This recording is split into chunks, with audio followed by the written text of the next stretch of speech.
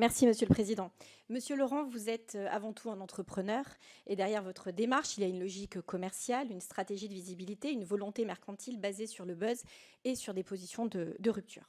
C'est votre droit le plus absolu et je ne porte aucun jugement de valeur sur cette société que vous incarnez. Mais ici, nous sommes donc dans une commission d'enquête parlementaire sur les effets psychologiques de TikTok sur les mineurs.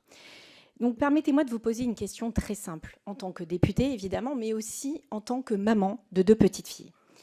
Avez-vous une seule seconde mesuré l'impact que peuvent avoir vos contenus sur un enfant de 13 ans, un adolescent en construction?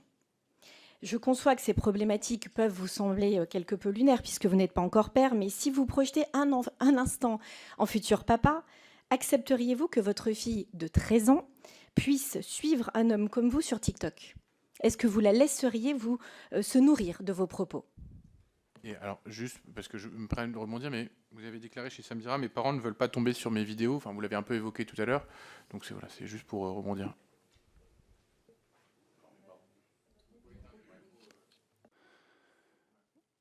Alors mes parents ont le droit de ne pas vouloir tomber sur mes films, mais ça ne me dérange pas. Demain, s'ils voient un film porno d'Adrien, en fait, moi, j'ai pas eu de problème à annoncer à mes parents que je faisais du X. Et notamment ma mère dans l'éducation nationale, elle a ce retrait pédagogique de me dire, voilà, c'est ta vie, tu as 31 ans, du moment que tu respectes les femmes et que tu fais ça avec des filles professionnelles. Et c'est vrai qu'en 3 ans, j'ai pas eu de problème parce que je bosse toujours avec des filles pros et qui sont dans le milieu bien avant moi.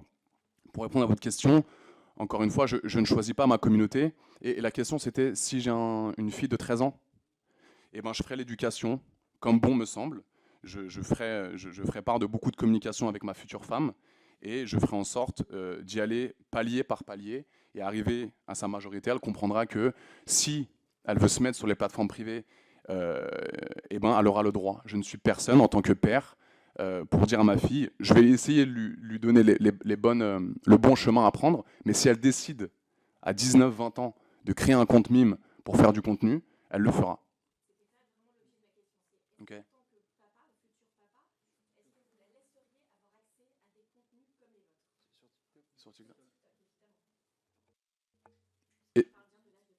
Ok, évidemment. C'est pas beau de voir Adrien en Thaïlande, de voir Adrien qui danse, de voir Adrien heureux, et de voir Adrien qui fait des vlogs au Brésil, et de visiter le Corcovado. Bien sûr, c'est cool pour une fille de 13 ans. Et Adrien qui dit, je vais devoir shooter avec ta femme, frérot, c'est aussi pour les enfants de 13 ans? Live, 18 ans. C'était en live. Non, les lives, ils sont accessibles aux mineurs. C'est juste monter sur un live qui... Non, monsieur. Si, les lives sont accessibles aux moins de 18 ans. Les règles de TikTok. Nous déterminons ton éligibilité au live selon ton âge. Si nous confirmons que tu as 18 ans ou plus, tu pourras passer en live. Si nous ne pouvons pas confirmer ton âge, tu ne pourras pas passer en live. Si nous confirmons que tu as moins de 18 ans, tu ne pourras pas accéder au live. Accéder, ça veut dire avoir accès au live TikTok. Donc quand il swipe, si un enfant de 14 ans a TikTok, s'il swipe, il ne pourra jamais tomber sur un live.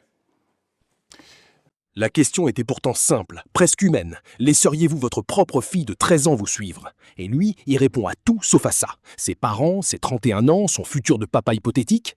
Quand quelqu'un esquive une question aussi directe, c'est souvent qu'il connaît déjà la réponse, mais qu'il n'ose pas la dire à voix haute. Le silence, ici, il parle plus fort que lui.